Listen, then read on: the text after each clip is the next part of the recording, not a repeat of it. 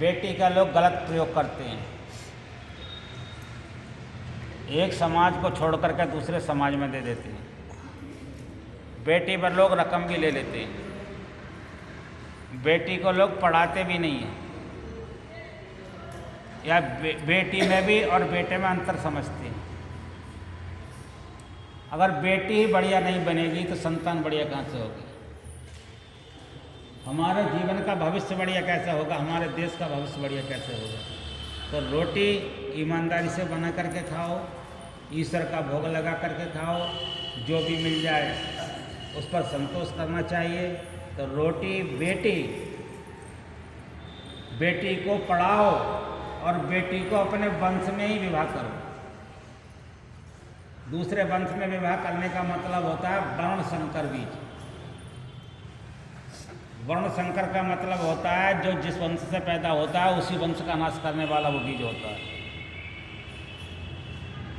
इसलिए कभी भी वर्ण संकर संसार में औलाद नहीं पैदा करना चाहिए। रोटी, बेटी, भाषा कभी ऐसी मत बोलो जिस भाषा से किसी के दिल पर उसका गलत प्रभाव पड़े। यानी कहने का मतलब किसी के दिल को दुख पहुंचे, किसी की आत्मा को कष्ट हो, किसी का अपमान अपनी भाषा से ना हो,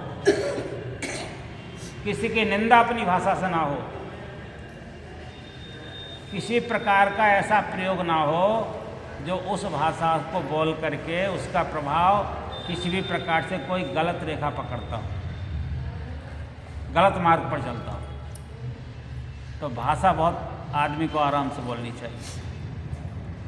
बेटी को पढ़ा लिखाना चाहिए, बेटी को वर्ण संकर नहीं करना चाहिए विवाह, और बेटी को अच्छे परिवार में विवाह करना चाहिए। भले ही तुमने पढ़ा लिखा दिया, गरीब परिवार में भी कर दोगे तो वो अच्छी गुजर कर लेगी, कोई बात नहीं। भाषा, भेष ऐसा पहनो, ये होड़ मत करो कि वहाँ ने 5,000 का कोट पहना तो मैं भी 5,000 का पहनूंगा। ऐसे भेष में रहो जो नॉर्मल भेष में तुम्हारे परिवार को उस भेष से पहनने से कुछ बड़ा दुख ना हो।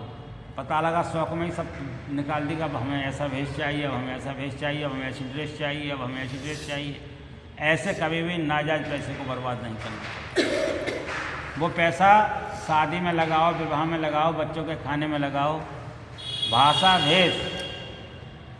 फिर कहा चोटी हमारी संस्कृति की मर्यादा है। जब से यह मुसलमान नाई पैदा हुआ, हिंदुओं की सबसे पहले उसने चोटी को ही उड़ा दिया। चोटी अवश्य होनी चाहिए हिंदू के अंदर, ये हिंदू धर्म कहता है। या किसी भी हमारे वर्ण का व्यक्ति हो, सनातन धर्म का यदि व्यक्ति है तो उसकी चोटी होनी चाहिए।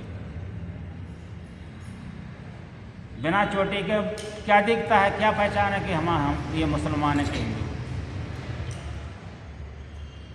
चोटी। फिर चोटी के बाद में आता है देश। हमें इस प्रकार के कर्म से, आचरण से अपने देश का कल्याण करना चाहिए। जब हमारी भाषा बढ़िया होगी, देश का कल्याण होगा कि नहीं होगा? जब हमारी बेटी अच्छी पढ़े लिखेगी तो देश का कल्याण होगा कि नहीं होगा? जब हम किसी को ना सताएंगे, अच्छी तरह से मेहनत करके कमा के खाएंगे तो देश का कल्याण होगा कि नहीं होगा? जब हम अपनी सीमा में वस्त्रों को पहनेंगे तो उससे बचत होगी, देश का कल्याण होगा कि नहीं होगा? हमें जिस देश में जन्म लिया है उसका भी कल्याण करना है। 26 जनवरी है, 26 जनवरी को लोग गणतंत्र दिवस के रूप में मनाते हैं। हमारी स्वतंत्रता की स्थापना हुई थी। अब बताइए, उस समय स्वतंत्रता मिली थी, स्वराज्य मिल गया, लेकिन स्वराज मिलने के बाद में स्वराज मिला कि स्वराज्य तो मिल गया लेकिन स्वराज नहीं मिला। एक सुराज है, एक स्वराज्य है। हम लोगों को स्वतंत्र तो किया गया, लेकिन स्वतंत्र होने के बाद में आज डर है कि नहीं है? हमको घर में ताला लगाते हैं कि नहीं लगाते? चोर से डर है कि नहीं है? पुलिस वाले क्यों आते हैं हमारे यहाँ देश में? क्यों आते हैं? ये सेना क्यों बनाई जा रही है? बेमतलब का खर्चा देश में लग रहा है, किस लिए? क्यों? हमारे यहाँ आतंकवादी पैदा हो गए। हमारे देश में ही हमारे देश को मिटाने वाले पैदा हो गए। अमेरिका में अमेरिका को मिटाने वाले नहीं पैदा हुए, पाकिस्तान को पाकिस्तान में मिटाने वाले पैदा नहीं हुए, नेपाल में नेपाल को मिटाने वाले पैदा नहीं हुए। वहाँ दूसरी देश का झंडा नहीं लगेगा, लेकिन हमारे देश में होते हुए पैदा लोग दूसरे देश का झंडा लगाते, अपने तिरंगे को छोड़ देते। क्यों? उन्हें उस चोटी का ध्यान ही नहीं है जिस चोटी से हमारे वंशजों ने हम लोगों का जीवन यापन किया था, जिस चोटी के खातिर कितना 750 वर्ष मुसलमानों से आतंकता झेली थी और बड़े मुश्किल से हम लोगों को स्वतंत्र करा पाया था ये हमारा बुजुर्ग। फिर अंग्रेज़ों की आपत्ति में आ गया, उनसे 200 साल संग्राम चला, बड़े मुश्किल से स्वतंत्र कर पाया हम लोगों को। आज वो हम सब भूल चुके हैं। और हमारे देशवासियों ने कैसे इतनी बड़ी पहचान कर ली? जब महात्मा गांधी के पास किसी व्यक्ति ने 40 पेजों में उनके लिए गालियां लिख करके भेजी और जाकर के वो 40 पेज किसी अंग्रेज ने गालियां लिख के दी, तो वो जब उनके पास में वो पर्चा पहुंचे 40 पेज में गाली थी, 40 पन्नों के अंदर। तो उन्होंने उस गालियों को देख करके उस लिया और उसमें आलपिन निकाली, बोली हमारे काम आएगी, और वे 40 पन्ने जला दिए। लोगों ने कहा महात्मा जी इसमें क्या था? बोले मेरे मतलब की चीज़ थी, वो मैंने निकाल दिया, कहीं काम आ जाएगी आलपिन। तो हम लोगों को इसी प्रकार से इस देश में ये देखना है, इस शरीर में आकर के कि हमारे मतलब की चीज़ क्या है। हमारे मतलब की चीज़ बताओ क्या है? गाली देना हमारे मतलब की चीज़ है? चोरी करना हमारे मतलब की चीज़ है? व्यभिचार करना हमारे मतलब की चीज़ है? किसी को सताना हिंसा करना हमारे मतलब की चीज़ है? झूठ बोलना हमारे मतलब की चीज़ है? हमारे गुरु महाराज इन्हीं पर जोर देते हैं। जब इनमें कोई चीज़ भी हमारे मतलब की नहीं है तो हम इनको क्यों अपनाए हुए हैं? भाई जिसमें हमारा कोई स्वार्थ ही नहीं है, जो हमारे लिए दुख देने कोई पैदा हुआ है, जिससे सदा हमारा पाप ही बढ़ेगा, नरक का द्वार खुलेगा, स्वर्ग का नहीं खुलेगा। लेकिन हमें स्वर्ग में भी नहीं जाना है, हमें नरक में भी नहीं जाना है, क्योंकि हम संत सदगुरु के शिष्य हैं परमहंसी महाराज जी की। जब परमहंसी महाराज का ये वचन रहा है कि जब तक संसार में एक भी व्यक्ति जिंदा रहेगा तब तक मैं पृथ्वी पर किसी न किसी रूप में आता रहूँगा और उसका कल्याण करके उसको मोक्ष दिला करके छोड़ूंगा। मैं सहज में मोक्ष नहीं चाहता। इन्हीं का वचन है। इतना महान वचन कहने वाला कोई संत मिला संसार में? ऐसे संत की संतान होते हुए हम सब लोग अपना टाइटल लगाते हैं। कोई पूछे तुम किस वंश के हो, तो कोई कहेगा हम गर्ग वंश के हैं, कोई कहेगा हम भारद्वाज गोत्र के हैं, कोई कहेगा हम सांडल गोत्र के हैं, कोई कहेगा कश्यप गोत्र के हैं, कोई किसी गोत्र का नाम लेगा, कोई किसी गोत्र का नाम लेगा। बताइए वो जिस गोत्र का नाम ले रहे वो कौन थे? वो संत थे कि नहीं थे? अपने भारद्वाज का नाम लिया तो भारद्वाज कौन थे? संत थे कि नहीं थे? कश्यप मुनि कौन थे? संत थे कि नहीं थे? मुदगल कौन थे? संत थे कि नहीं थे? जब सब संत की संतान थे और हम किनकी संतान हैं? हम सदगुरु महर्षि में ही परमहंसी महाराज की सब संतान हैं, तभी तो इनके चरणों में बैठे हुए हैं। जब गुरु जो मिल जाते हैं, हर आदमी सबसे पहले 2 जन्म होते हैं। एक माँ के पेट से जन्म होता है, जब गुरु महाराज दीक्षा देते हैं तो बतलाते हैं, और दूसरा जन्म गुरु के शरण में जब आदमी पहुँच जाता है तब होता है। लेकिन माँ के पेट से जन्म लेने के बाद में ये कोई नहीं कह सकता कि मैं स्वर्ग जाऊंगा कि नरक जाऊंगा। जब गुरु की शरण में आकर के जन्म होता है तो उसे पता लग जाता है कि मैं नरक जाऊंगा या स्वर्ग जाऊंगा, मनुष्य बनूंगा कि राक्षस बनूंगा, जीव बनूंगा कि पक्षी बनूंगा कि जंतु बनूंगा, उसे पता ही लग जाता है। गुरु महाराज इस बात को बोल देते हैं कि जिसने मुझसे दीक्षा लिया है वो कभी भी अधो गच्छन्ति तामसा, वो कभी भी तामस प्रति से उसकी मृत्यु नहीं होगी, वो नीच जातियों में नहीं जाएगा, अधोगति नहीं होगी। वो कोई भी पशु पक्षी चिड़िया नहीं बनेगा, वो भी कोई गधा हाथी सुअर नहीं बनेगा। वो बनेगा दोबारा तो मनुष्य बनेगा और श्रेष्ठ कुल में जन्म लेगा और जन्म लेने के बाद में पुनः भक्ति करेगा। वही भक्ति सम आसनासीना सम कायो यथा सुखम सोनासा कृति छड़ा, दोनों वही दोबारा ध्यान शुरू करेगा, आसन पर बैठना शुरू करेगा, भजन करना शुरू करेगा, अच्छे कुल में जन्म होगा, खाने पीने की कोई कमी नहीं होगी, पुनः भगवान को प्राप्त करेगा और फिर उसे गुरु महाराज अपना दीक्षा देंगे। बार बार जब तक दीक्षा देते रहेंगे, जिसने एक बार दीक्षा ले ली है, जब तक उसे हम वैकुंठ में भगवान की गोदी में नहीं बैठाल देंगे, तब तक संत को शांति नहीं मिलती। संत कभी भी व्यवहार नहीं करते, संत कभी भी आदान प्रदान नहीं करते, संत सदैव देते हैं, संत कभी किसी से कुछ नहीं लेते, और जो उनको देते हैं वो लौटा करके तुमको ही दे देते। जितना तुम उनको खिलाते हैं, एक एक दाने का फल अदा कर देते हैं तुम। एक दाना भी फालतू नहीं खाते, किसी का ले लेते हैं तो एक एक दाने के हजारों हजारों गुना फल वापस कर देते हैं सब। एक बार तुम सदगुरु का नाम लेते हो जो गुरु महाराज ने दिया हुआ है, एक बार का नाम लिया आपका कई हजार श्वासों के पापों का मोक्ष कर देता है, कई हजार श्वासों का। एक बार भी यदि आप सदगुरु महाराज के प्रणाम करते हैं तो कई हजार पापों का नाश होता है। ऐसा नहीं गुरु तुम नहीं बनाए हैं, भगवान राम ने भी गुरु बनाए थे। भगवान राम के भी 3 गुरु थे। पहले गुरु का नाम क्या था? पहले गुरु भगवान राम के थे गुरु वशिष्ठ, दूसरे गुरु हुए थे विश्वामित्र, और भगवान राम के तीसरे गुरु हुए थे अगस्त्य मुनि। भगवान राम ने 3 गुरु अपने जीवन में धारण किया और तीनों से दीक्षा ली और परम कल्याण के प्राप्त किया।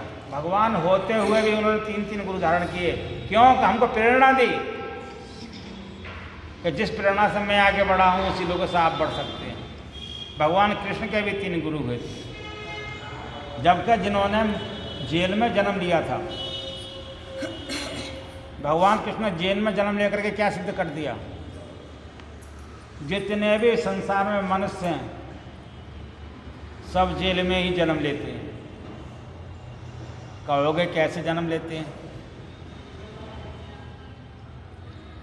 बताओ, इस शरीर में आप बैठे हुए हो, जेल में क्या होता है? अंधकार होता है कि नहीं होता है? जेल में आदमी अपनी मनमानी नहीं कर सकता, पराधीनता में रहता है कि नहीं रहता है? जेल में अपनी इच्छा से नहीं घूम सकता, दूसरे की इच्छा पर निर्भर होता है कि नहीं होता है?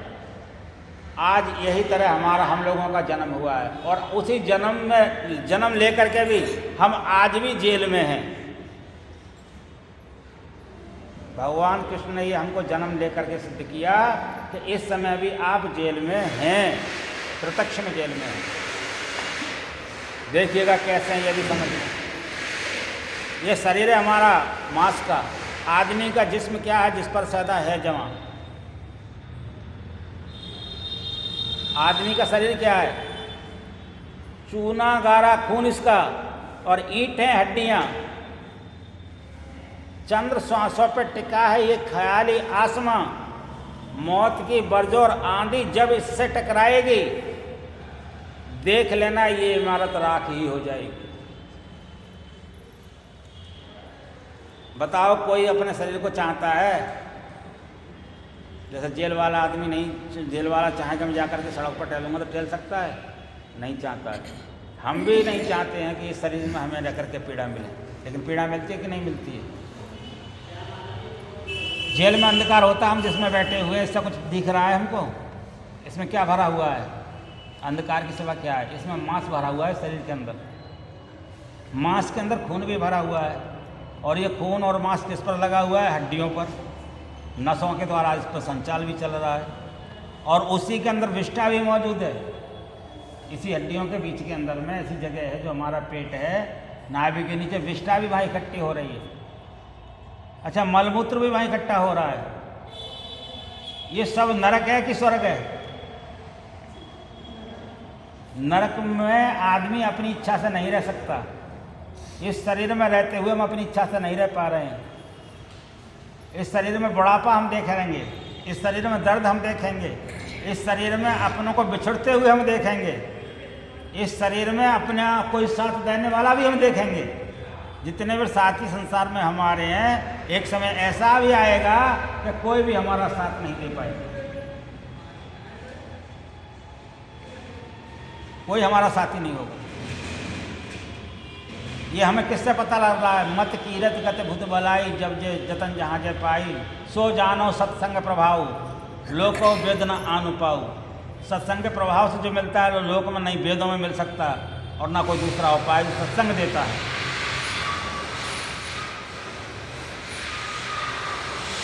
इस शरीर के अंदर हम बैठे हुए हैं, जहाँ भी वहाँ नरक है कि स्वर्ग है?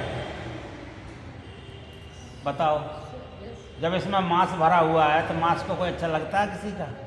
विष्ठा किसी की अच्छी लगती है देखे हुए आँख से? तो खून अच्छा लगता है देखने में किसी का? ये सब इसी में भरा हुआ है, उसके अंदर में हम बैठे हुए हैं। अब उसके अंदर हम बैठे हुए हैं तो उसके अंदर बैठे हुए भी चलो संतुष्ट हो गए, यहाँ पर भी चलो बैठे हुए हैं, चलो ठीक है। लेकिन उसके अंदर बैठे हुए भी हमको पीड़ा दी जा रही है, हम पीड़ा भी झेल रहे हैं, अपमान भी हो रहा है वो भी झेल रहे हैं, हमारा तिरस्कार कर रहे हैं वो भी हम झेल रहे हैं। लेकिन फिर भी हमें पीड़ा के लिए दोबारा तैयार किया जा रहा है। हमारे कर्मों से हमको दूसरी योनि में भेजा जाएगा। हमने कर्म किसके लिए किए? ये सब झूठ साँच पाप किया किसके लिए किया? अपने स्वार्थ के लिए, परिवार के लिए। हम झूठ बोले तो अपने स्वार्थ के लिए, लेकिन स्वार्थ हमारा क्या हुआ? दूसरी योनि हमारी उसी पीड़ा में जब हम जाएंगे तो पीड़ादायक मिलेगी कि नहीं मिलेगी? हमारे गुरुदेव नहीं चाहते कि दोबारा योनि तुम्हें पीड़ादायक मिले, इसीलिए मानी रूह हमको प्रकाश देना चाहते हैं, कुमारी अंधकार से ऊपर उठाना चाहते हैं। अंधकार से ऊपर उठा करके हमको प्रकाश देने के लिए ही ये सत्संग गुरु महाराज की कृपा से हो रहा है। मैं सत्संग को नहीं कर रहा। मैंने गुरु महाराज से बोल दिया था, प्रभु आप उपस्थित नहीं हैं, लेकिन आप जितने भी भक्तों को अपनों को भेजोगे वही आएंगे जिनको आप चाहोगे। लेकिन जिनको भी भेजो उनके जीवन के अंधकार को मिटा दो, उनके अंदर प्रकाश की ज्योति जगा दो, और उन्हें अपनी तरफ बुलाने के लिए प्रभु सच्चे मार्ग का मार्गदर्शन करा दो। मैं भी सुन कर के अपने को धन्य समझूंगा। इतनी कृपा करना मेरे सदगुरु, मैं तो कुछ हूँ नहीं। मैंने वो भी ज़्यादा उसमें डाल दिया है स्टेटस पर, यही मैंने गुरु महाराज का लिखा, अपना उसमें कुछ नहीं लिखा। परम स्नेही परम कल्याणकारी गुरु महाराज की कृपा से सत्संग, ये लिखा है। अभी बताइए हमारे स्नेही की बात है कि नहीं है? परम कल्याणकारी है कि नहीं है? तो जिनके कृपा से हमारा कल्याण हो, उन गुरु के वचनों को हम सुने, सत्संग करें। ये चीज़ आपको सत्संग के बजाय किसी टीवी पर सुनने को मिलेगी? कोई बताएगा इन चीज़ों को? कोई बात नहीं करेगा। ये केवल गुरु महाराज की कृपा से आप लोगों को सुनने को मिल रहा है। तो ये सब सत्संग जब तक आपको मिले, 2 दिन का सत्संग यहाँ रखा गया है गुरु कृपा से, कल भी होगा। जिन लोगों के पास समय हो कल भी आएँ और थोड़ा समय निकालें गुरु महाराज के लिए। ये मुझसे प्रेम नहीं, गुरु महाराज से प्रेम है। प्रेम ही संसार में पार करता है। सत्संग करने का मतलब है कि हमें सदगुरु की वाणी से प्रेम हो गया। सत्संग करने का मतलब है कि गुरु के चरणों में हमारा प्रेम हो गया। सत्संग करने का मतलब है गुरु का ही नाम परमात्मा है। इसलिए तो आप देख रहे हैं सब देवताओं की मूर्ति यहाँ पर हैं कि नहीं? लेकिन परमात्मा की कोई मूर्ति है? गुरु का मतलब क्या है? परमात्मा है। अंधकार से प्रकाश में ले जाने वाला केवल परमात्मा है। ये सब देवता जो बने हैं सबके हाथ में कोई ना कोई अस्त्र शस्त्र है, लेकिन परमात्मा के हाथ में कोई अस्त्र शस्त्र किसी ने लिखा? कोई नहीं लिखा। सदगुरु के हाथ में कोई अस्त्र शस्त्र लिखा? नहीं लिखा। जितने बार देवता संसार में हुए सबके पास अस्त्र शस्त्र थे, लेकिन परमात्मा के पास कोई अस्त्र शस्त्र नहीं। इसलिए देवताओं की मूर्ति लोग बना सकते हैं, लेकिन परमात्मा की मूर्ति नहीं बना सकते। सदगुरु की मूर्ति देखने के लिए बना सकते हैं, लेकिन सदगुरु सर्वत्र व्यापक हैं, वो मूर्ति नहीं बना सकते। इसीलिए सबके साथ गुरु जोड़े गए। गुरु ब्रह्मा, गुरु विष्णु, गुरुदेवो महेश्वरा। गुरु की कृपा से ब्रह्मा हैं, गुरु की कृपा से विष्णु हैं, गुरु की कृपा से शिव हैं, और गुरु साक्षात परब्रह्म तस्मै श्री परवे गुरुवे नमः। पर ब्रह्म भी गुरु ही है। गुरु से बढ़कर के कोई तत्व नहीं बताया गया। गुरु महाराज की वाणी में मैंने सुना था कि राजस्थान में तो गुरु को गरु कहते हैं। गरु मानी सबसे भारी, सबसे भारी, जिसको कोई उठा ना सके, जिसको कोई हिला ना सके, जिनके वजन की कोई तुलना ना कर सके, जिनके ज्ञान की कोई तुलना ना कर सके, उसको गुरु कहते हैं, गुरु कहते हैं। हम लोग गुरु कहते हैं, वे गुरु कहते हैं। हर एक तुलना को वेदों ने शास्त्रों में गाया, लेकिन गुरु की तुलना को नहीं गाया। गुरु से बड़ा किसी को ही नहीं माना। प्रत्येक देवता ने गुरु को माना। एक बार गुरु नाम लेने पर 33 कोटि देवताओं का नाम एक साथ ले लिया जाता है, और किसी भी देवता का नाम लोगे तो केवल एक ही बार लिया जाता है। गुरु का नाम लेने पर 33 कोटि देवताओं का एक बार में ले लिया जाएगा, कितनी बड़ी बात है। 33 कोटि तो हमारी सांस भी नहीं है। तो जिसलिए 33 कोटि देवता उससे प्रसन्न रहते हैं जिस पर गुरु का नाम, जो आदमी गुरु का नाम लेता है, जो गुरु का भजन करता है।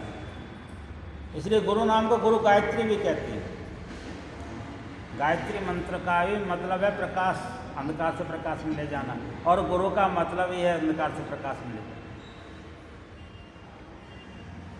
तो सत्संग के प्रभाव से हमको ये पता लग गया कि हम अंधकार में हैं, हम आज भी जेल में हैं। हम जहाँ बैठे हुए हैं, कोई बताओ खून में बैठना चाहेगा? कोई विष्ठा पे बैठना चाहेगा? कोई मलमूत्र में बैठना चाहेगा? लेकिन हम सब में बैठे हुए हैं इस समय भी। हमें यदि इससे मुक्त होना है तो परमात्मा का भजन करना पड़ेगा। जो गुरु महाराज ने हमको भजन बताया है वो करना पड़ेगा, दूसरा कोई उपाय नहीं। और भजन करने का उपाय होगा कि दोनों आँखों की ज्योति जो निकलती है 1 फीट यानी 12 इंची दूरी से उसका ध्यान लगाना शुरू करें।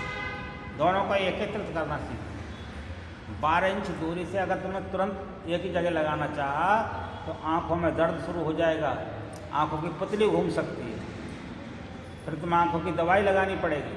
और 12 इंच की दूरी से यदि आपने भजन करना शुरू किया तो आँखों में पीड़ा नहीं होगी, और ज्योति बड़े आसानी से दोनों एक हो जाएगी।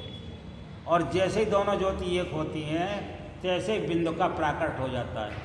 और एक बार बिंदु का प्राकट होने पर करोड़ों करोड़ों जन्म का पाप नाश हो जाता है। वो आदमी कभी भी नरक में नहीं जाता।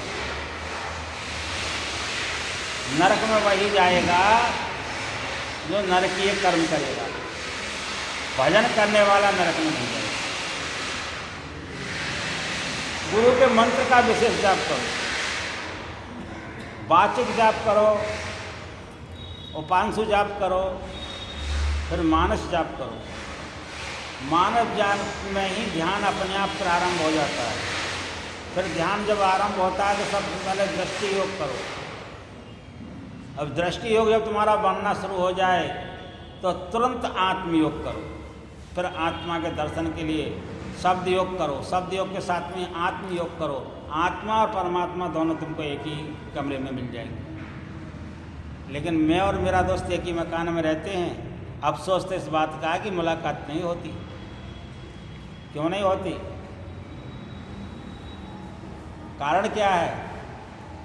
हमने गुरु की बात को हृदय में नहीं उतारा है, यही कारण। हमने गुरु की बात को अपने हृदय में उतार लिया होता तो दोस्त दोनों ही मिल गए होते।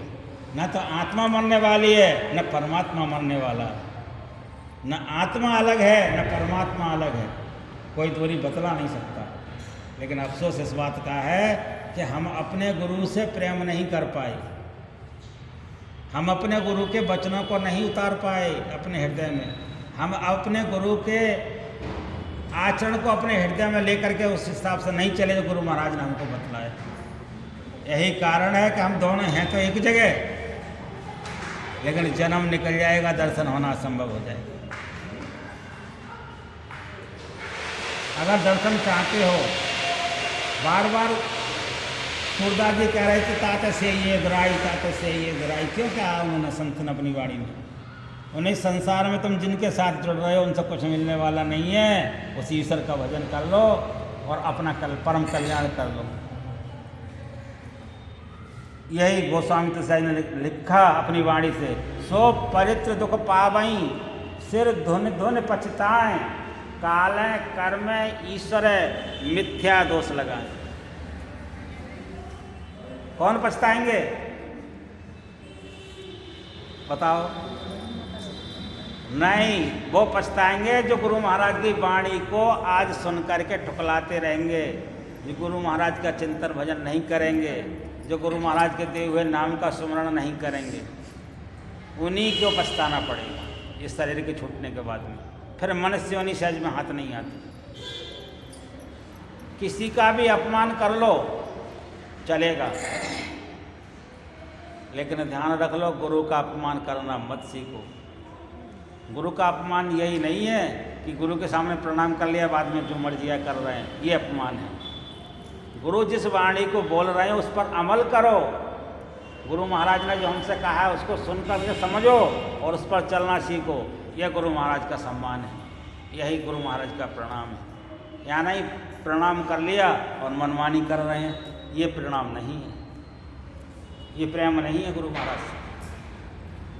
यथार्थ में प्रेम यही है कि जो गुरु महाराज ने कहा है, जो करने को कहा है उसको करो। 3 त्रिकाल संध्या करो। त्रिकाल संध्या करने वाले पर कभी पाप नहीं लगता। यथार्थ में ब्राह्मण वही माना गया है जो त्रिकाल संध्या करता है, चाहे किसी भी वंश में पैदा हुआ है। जब तक ब्राह्मण नहीं त्रिकाल संध्या नहीं करता। त्रिकाल संध्या करो। स्तुति विनती जो गुरु महाराज ने आपको दी है, आप सब लोगों के पास पुस्तक होगी, और अब पुस्तक ना हो तो अब कभी गुरु महाराज आए तो ले लेना स्तुति विनती की पुस्तक, 10 रुपए की जो भी आए, 15 की आए। सुबह की सुबह में करो, दोपहर की दोपहर में करो, शाम की शाम में करो। कोई ना सुने मन में कर लो, 5 मिनट में हो जाती है, ज़्यादा देर नहीं लगता है। इतना टाइम तो निकाल सकते हैं 5 मिनट का जीवन से अपना। अच्छा, भजन नहीं कर पा रहे हैं, उनका सुमरन कर लो जितनी देर कर सकते हो। कुछ देर बैठ करके दोनों आँखों को बंद करो और 1 बिलांद की दूरी यानी 12 इंच की दूरी पर दोनों वृत्तियों को मिलाओ। इस तरह से देखते रहोगे, यहाँ पर देखते रहोगे, देखते रहोगे, देखते देखते दोनों एकदम जुड़ जाएंगी और जुड़ते ही आपके सामने बिंदु पैदा हो जाएगा। और बिंदु का जिसको दर्शन हो जाता है उसके जन्मार्जित जन्मों का पाप नाश हो जाता है। वो इसी योनि में कर सकते हो। इसलिए दोनों भक्तियों को मिलाना जरूर सीखो। यही शंकर की उपासना है, यही राम की भक्ति है। भगवान शिव का तीसरा नेत्र खुलता था कि नहीं खुलता था? उन्होंने कामदेव को भस्म किया था कि नहीं किया था? कामदेव को भस्म तीसरे नेत्र से किया था। कामदेव का मतलब क्या है?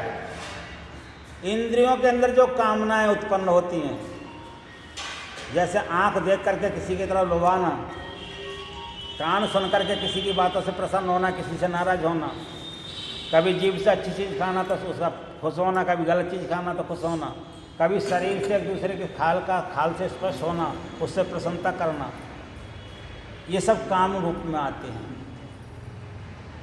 इन कामों को से हमें अलग हट करके भगवान का कुछ समय भजन करना है, तो भजन करने के लिए दोनों भक्तियों को एक करना है, दोनों धाराओं को, इड़ा पिंगला को सुषुम्ना पर जोड़ना है। यही हम भी भगवान शिव की संतान हैं, तो हमारा तीसरा नेत्र अवश्य खुलेगा। तीसरे नेत्र का मतलब हमें प्रकाश जरूर मिलेगा, लेकिन ये अभ्यास धीरे धीरे करो। धीरे धीरे रे मना, धीरे सब कुछ होए। माली सींचे 100 घड़ा, रित आई फल होए। जब समय आएगा जोड़ना शुरू कर दोगे तो एक दिन जब वृक्ष लगाते हैं तो वृक्ष एकदम ही फल नहीं देने लगता है, बहुत दिन तक उसकी सेवा करनी पड़ती है, और करते करते 20 साल निकल जाते हैं, तब उस वृक्ष से फल मिलता है। तो ऐसी भक्ति का ये बीज है। भक्ति बीज बिन से नहीं, जो जुग जाए अनंत, ऊंच नीच घर जन्म लेता हूँ संत को संत।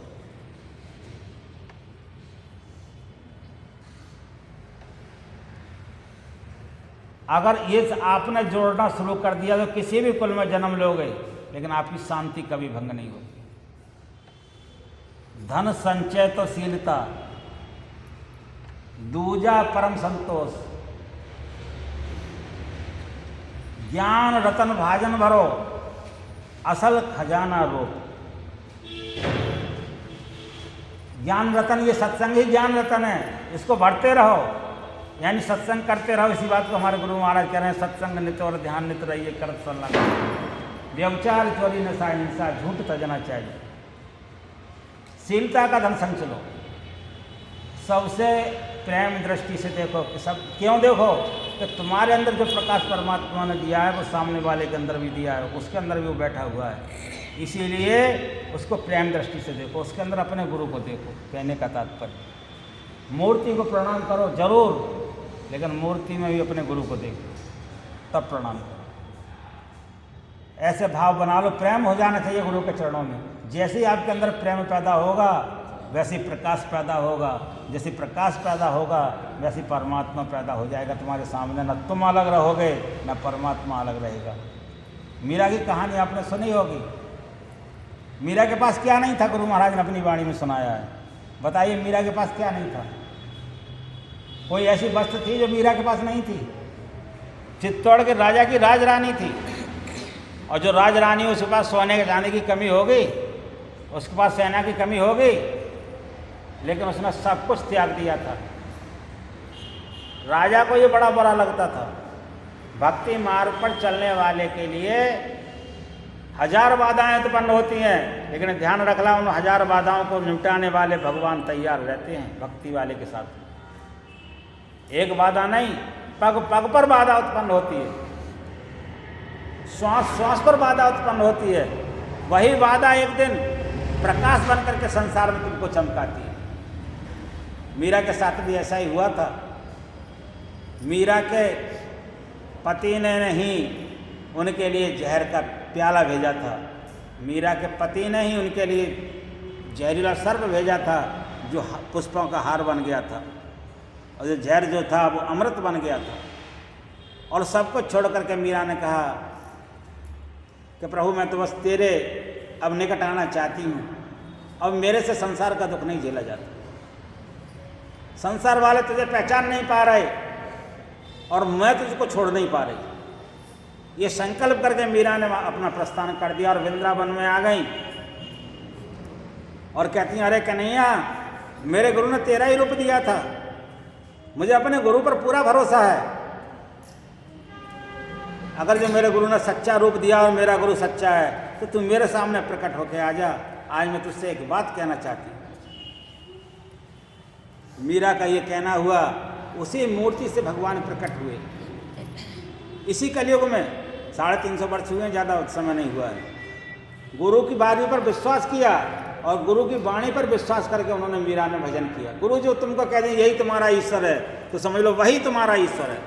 गुरु की बात को ठुकराना नहीं चाहिए और गुरु की बात की निंदा नहीं करनी चाहिए। गुरु से सच्चा प्रेम होना चाहिए। जब मीरा ने सच्चा प्रेम किया तो वृंदावन आकर के उन्होंने कहा कि इसी मूर्ति, यही मूर्ति मेरे गुरु महाराज ने दी है और इसी मूर्ति में यदि तुम हो तो आज गुरु की वाणी सत्य करके दिखाओ, प्रकट हो जाओ। उसी में से भगवान कृष्ण प्रकट हो गए और गेट पर आकर के उन्होंने कहा, मीरा मुझसे क्या चाहती है? उन्होंने कहा, भक्त भी भगवान से कुछ मांगना चाहता है, ये तो मैं पहली बात आज से सुन रही हूँ। बोले ये तो संसार वालों को दिखाने के लिए आज तुमको मांगना ही होगा, नहीं तो कौन संसार में भगवान की भक्ति करेगा, कौन गुरु की बात को पालन करेगा? तुम सच्ची गुरु भक्त हो तो बताओ क्या चाहती हो? बोले ये तो मुझे सोचना पड़ेगा। बोले कब तक सोचना पड़ेगा? कल ठीक 12 बजे आना, तब मैं आपको बताऊंगी कि मैं क्या चाहती हूँ। दूसरे दिन को ठीक 12 बजे का टाइम दिया गया। तमाम वृंदावन के उस हॉल में जो मंदिर बना हुआ है, तमाम गोपिकाएं थी, भक्त थे। मीरा को देख कर कहने लगे, वाह वाह मीरा, आज तूने भगवान को प्रकट कर लिया और तूने कल के लिए टाल दिया। भगवान का चौराहे पर खड़े से कल को आ जाएंगे। बड़े बड़े लोग तपस्या करके मर गए, हिमालय की कंदराओं में भक्ति करके मर गए, दान करते करते सर्वस्व नछावर कर दिया। लोगों ने शरीर की हड्डियों को भी दान कर दिया तेरे को प्राप्त करने के लिए, और वो वृंदावन का आज परमात्मा तेरे सामने प्रकट हो गया, तूने कल को टाल दिया। मीरा कहती है जिस गुरु ने मुझे वो भक्ति दी है वो भक्ति खत्म नहीं हुई है, अपने गुरु पर भरोसा है, भगवान को कल भी आना पड़े। और दूसरा दिन को ठीक 12 बजे भगवान प्रकट हो गए। मैं इतनी विश्वासमयी बात क्यों कह रहा हूँ? मुझे भी अपने गुरु पर भरोसा है। मुझे रात को नींद नहीं आती, पैर फेंकता रहता हूँ और तड़पता रहता हूँ, कहता हूँ गुरुदेव कब तुमसे मेरा मिलन होगा। मुझे इस बात की चिंता रहती है, कब मिलन होगा, कब मिलन होगा। मैं भी उनके लिए रोता हूँ, लेकिन दिखाने के लिए किसी से नहीं कहता, न किसी के आगे रोता हूँ। जब मीरा इस तरह से फड़फड़ाई, भगवान ठीक 12 बजे प्रकट हो गए। अब कहो मीरा क्या मांगती? कहने लगे प्रभु आप बताओ,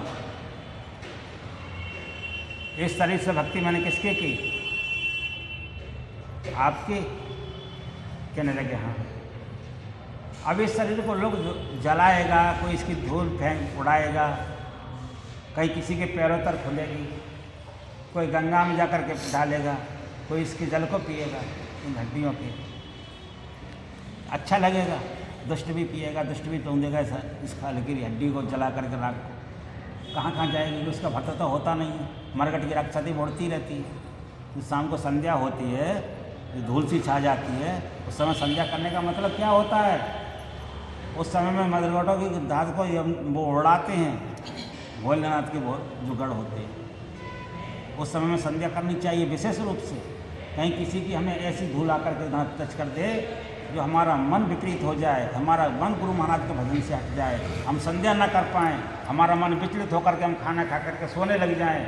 इसलिए हमें संध्या जरूर करनी चाहिए। और वो समय हमारा निकल गया, भगवान के नाम पर जाना था, तो फिर कितने दिन बाद वो सांस हमारे पास आएंगी, हाँ तो ज़िंदगी का मिलेगी हमें मनुष्य की, तब वो हम भजन कर पाएंगे। इन सब संतों का, सब बातों का ख्याल रखते हुए हमें विशेष रूप से संध्या करनी चाहिए, चाहे भले ही 5 मिनट करें। तुरंत उन्होंने इसी प्रकार से जब कहा महाराज मैं चाहती हूँ कि शरीर की कोई निंदा न करे, मरने के बाद कोई इसको बांधेगा, कोई खींचेगा, पता नहीं कितना कितना इसका आइटम होगा। जब आपको मैंने ये समर्पण कर दिया तो इसको आप संभालें। जैसे उसने कहा इस सर को आप संभालें, अपने आप को समर्पित किया, वैसे श्री भगवान का हृदय फटा और हृदय के अंदर मीरा समा गई है। उस फोटो के अंदर कुछ साड़ी बची हुई है जो निकली हुई है, आज तक दिखलाई प्रमाण के लिए। जब कलयुग में हृदय में मीरा समा सकती हैं भगवान के, तो हमारे हृदय में भगवान नहीं समा सकते क्या? गुरु महाराज नहीं समा सकते क्या? क्या हम उनको नहीं देख सकते? इतनी भी भक्ति नहीं कर सकते क्या? गुरु नाम नहीं जप सकते क्या? बुराई कर सकते हैं, बुराई सुन सकते हैं, गुरु महाराज के नाम को नहीं सुन सकते, उनके नाम को नहीं जप सकते? क्यों नहीं जप सकते?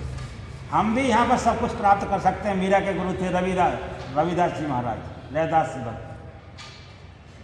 हमको भी भक्त मिले हुए हैं अपने जीवन में, जिनसे हमने दीक्षा ली है वो कम ऊंचे सन्यासी नहीं है।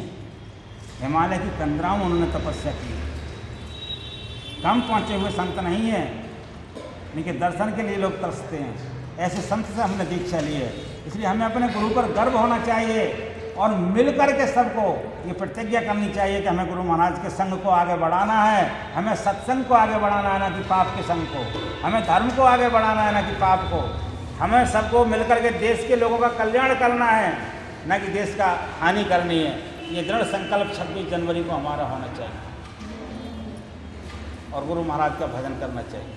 यहीं पर मैं अपनी वाणी को विराम देता हूँ। मेरी वाणी में कुछ त्रुटियाँ हों तो सभी माताएं बहनों से क्षमा मांगूंगा। वैसे तो मैं गलत ऐसा बोलने की कोशिश ना की है, गुरु महाराज की कृपा से जो कुछ बोलने से गुरु महाराज बोले, मुँह मेरा बोला है, मैं तो इतना अच्छा बोल भी नहीं सकता जो वो बुलवाते।